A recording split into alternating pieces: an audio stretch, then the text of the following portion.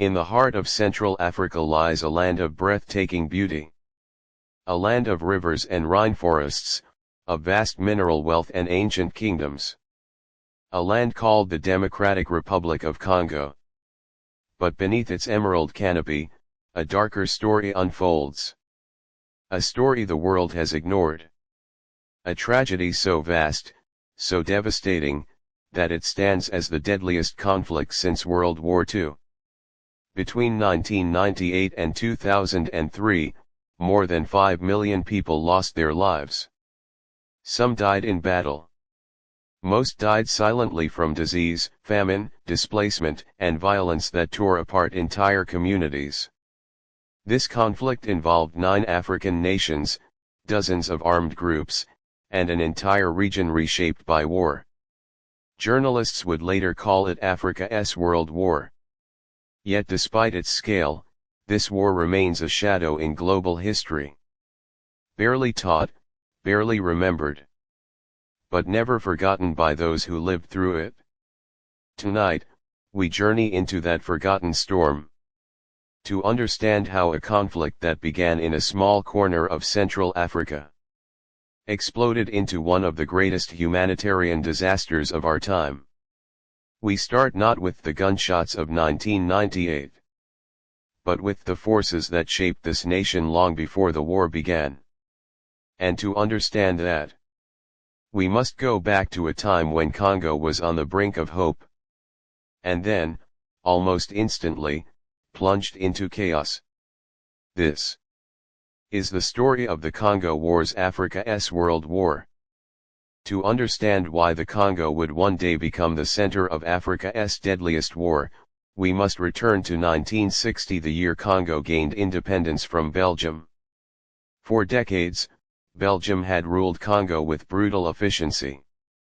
Millions of Congolese people were forced into labor, their land plundered for rubber, ivory, copper, and uranium. The scars of colonialism ran deep. Europe had taken wealth, dignity, and time, but left nothing behind to help a new nation stand. So when Congo finally achieved independence on June 30, 1960, hope exploded across the land. In Leopoldville, today's Kinshasa, crowds filled the streets. Flags waved. Children danced.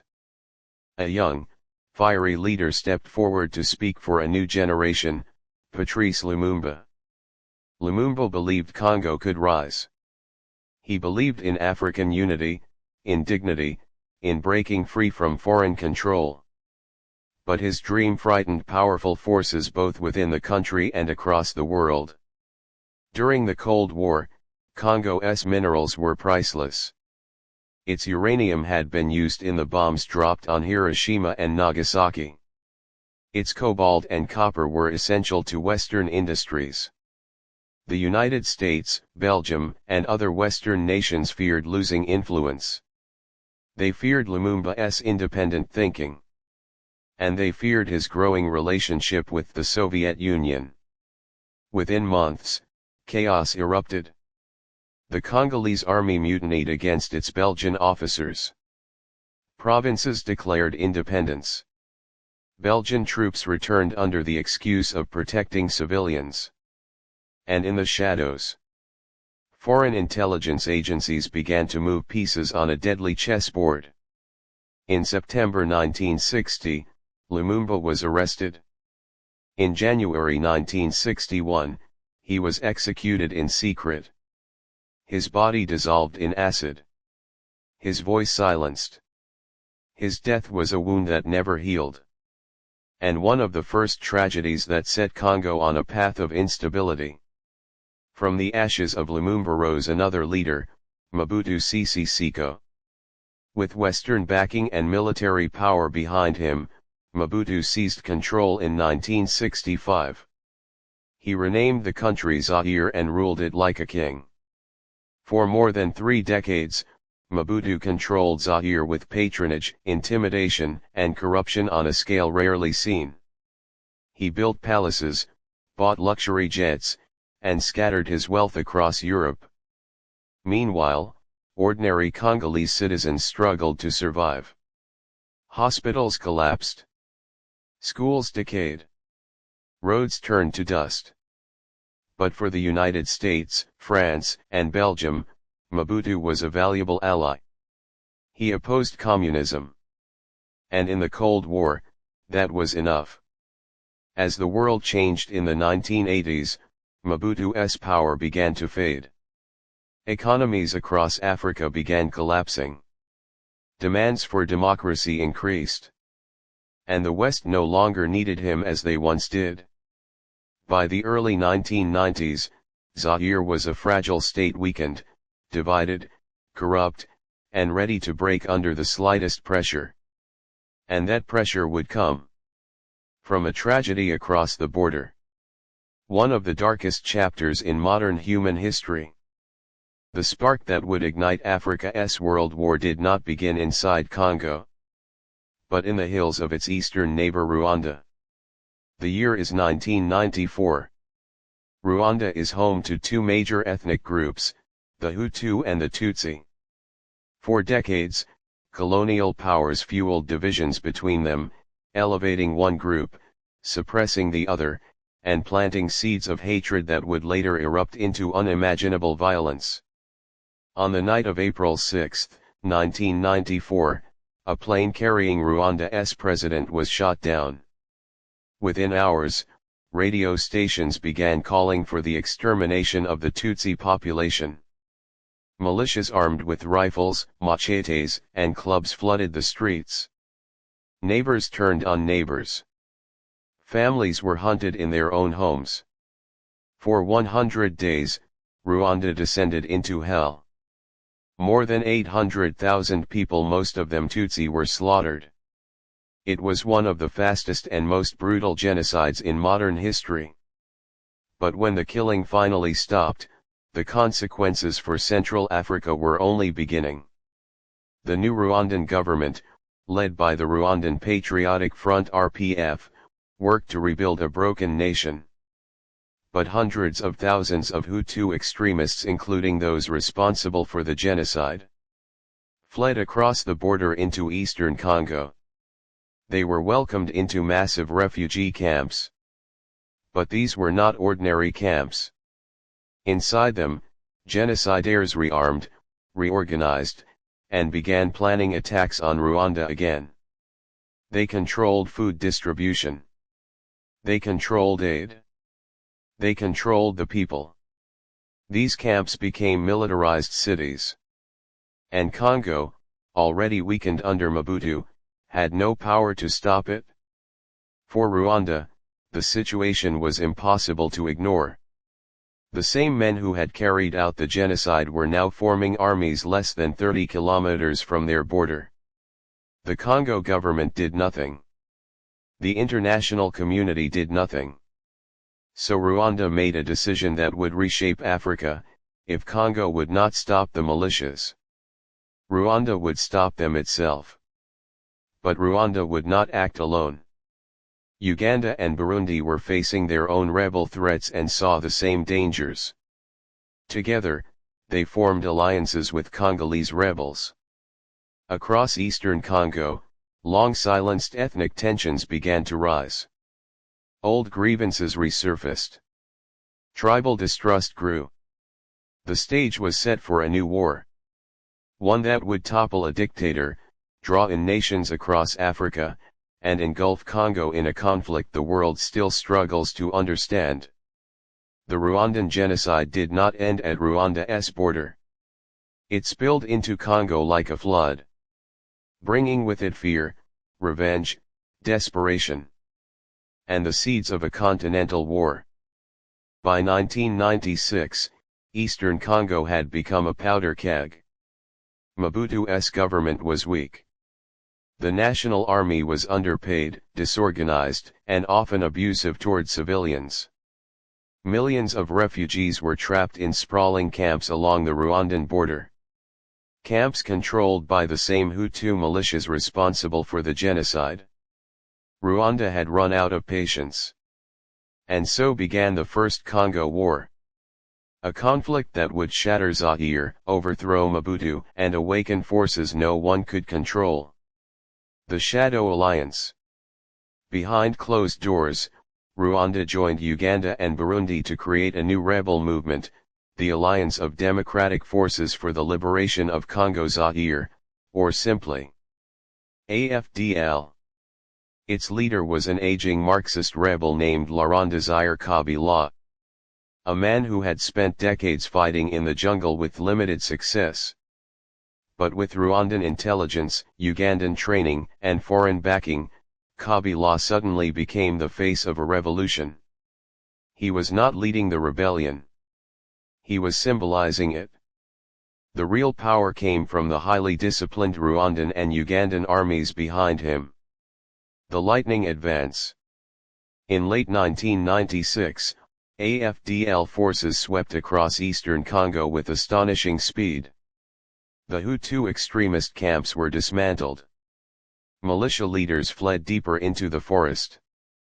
For many civilians, the rebels seemed like liberators, finally ending years of chaos under Mobutu's collapsing rule. City after city fell: Uvira, Bukavu, Goma, Kisangani. Mobutu's soldiers often fled without firing a shot. The dictator who once seemed invincible was now old, sick with cancer, and abandoned by his allies in the West who no longer saw value in his rule. The collapse of a dictatorship. By early 1997, Kabila's forces had taken almost two-thirds of the country. In Kinshasa, Mobutu tried to negotiate. He brought in foreign mediators. He pleaded with international powers for help. But time had run out. His empire, built on corruption, patronage, and intimidation, collapsed like a house of cards. On May 16, 1997, Mobutu fled the country. The next day, Kabila marched into the capital with his fighters, declaring himself the new president and renaming the nation, the Democratic Republic of Congo. For the first time in over 30 years, Mobutu's rule was over. Crowds filled the streets, celebrating what they believed was a new dawn. Hope returned. People believed change had finally come. But beneath the celebrations lay a truth no one wanted to face: this uprising had been built on foreign armies, hidden agendas, and alliances that would not last. The seeds for the next, even deadlier war had already been planted. The First Congo War had ended. But the second, the true Africa's World War, was waiting just beyond the horizon. When Laurent Desire Kabila entered Kinshasa in May 1997, many Congolese people believed history had finally turned in their favor. Mobutu's corrupt empire had fallen. A new leader stood before them, a man who promised dignity, unity, and national pride. But very soon, it became clear that the Congo Kabila inherited was not a nation ready for peace, but a country divided, wounded, and full of unresolved tensions. The celebration did not last long. A president without a foundation. Kabila had seized power quickly, too quickly. He had marched across one of the largest countries in the world in just 8 months. But this victory came with a cost. He did not control the military. He did not control the economy. He did not control the political elite. And worst of all, he did not trust the people who had brought him to power. Behind him stood powerful actors: Rwanda, Uganda, and Burundi, along with rebel commanders who believed they deserved influence. From the moment Kabila entered the capital, he was surrounded by foreign advisors, foreign officers, and foreign soldiers. To many Congolese citizens, this felt like an occupation. A foreign takeover disguised as liberation. Rumors began to spread: was Kabila a puppet? Was Congo now controlled by its neighbors, the same people who had welcomed him with songs? Now watched him with suspicion. A nation full of old wounds. Congo is a land of more than 250 ethnic groups. For centuries, communities lived under different rulers, borders, traditions, and loyalties. Mobutu had maintained control by playing groups against one another. Now, with his system gone, old rivalries resurfaced like ghosts. In the east, Tutsi communities faced hatred and fear. In the west, political elites rejected any influence from Rwanda or Uganda. In the north, militias who had survived the First Congo War began reorganizing. In the center, soldiers from different regions demanded power. The nation was a fragile patchwork holding itself together by hope and fear. Kabila pushes back. Although Kabila owed his rise to Rwanda and Uganda, he quickly grew resentful of their influence. He hated being seen as anyone's puppet. He wanted to prove he was the true president of Congo. In July 1998, he made a bold and dangerous move. He expelled all Rwandan soldiers and advisors. He removed Tutsis from key positions. He declared Congo sovereign and independent, even if the country itself was not ready for such a split. Kigali, the capital of Rwanda, was insulted. Kampala, the capital of Uganda, felt betrayed. Relations collapsed overnight. Kabila believed removing his foreign allies would give him legitimacy. Instead, it set the match that would ignite the next war. A war far greater, more complicated, and more violent than the one before. Within weeks, rebel groups supported by Rwanda and Uganda reformed and prepared to strike. Congo was heading toward a conflict that would pull half the continent into battle. The First Congo War had been an uprising. The Second Congo War would become a continental catastrophe.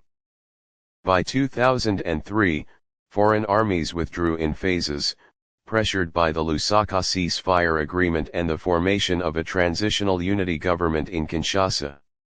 Joseph Kabila, who had inherited the presidency after the assassination of his father, attempted to stabilize the country by integrating former rebel leaders into ministerial positions and restructuring the national army. But peace on paper did not mean peace on the ground. The eastern provinces North Kivu, South Kivu, and Ituri remained volatile. Rebel groups that had once been proxies for foreign governments transformed into local militias, criminal networks, and community defense forces.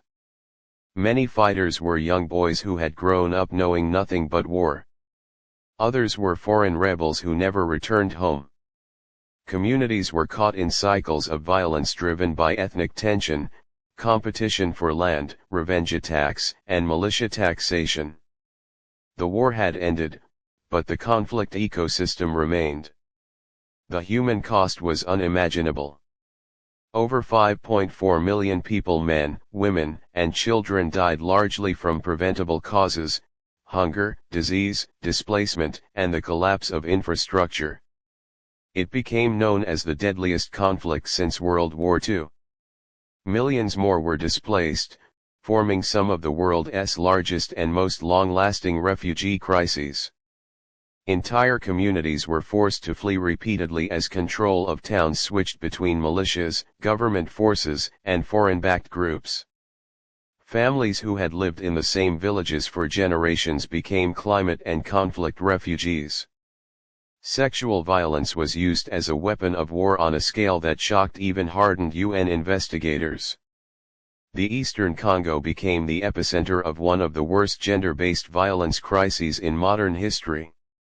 Survivors described the horror with trembling voices: villages attacked at night, women dragged into the forest, families destroyed. Hospitals like Panzi, led by Dr. Denis Mukwege, treated thousands of survivors. His life became a symbol of healing, advocacy, and resilience in the face of overwhelming brutality. Yet even in this darkness, seeds of hope appeared. Local peace committees formed in remote villages. Former child soldiers were rehabilitated by community-based organizations.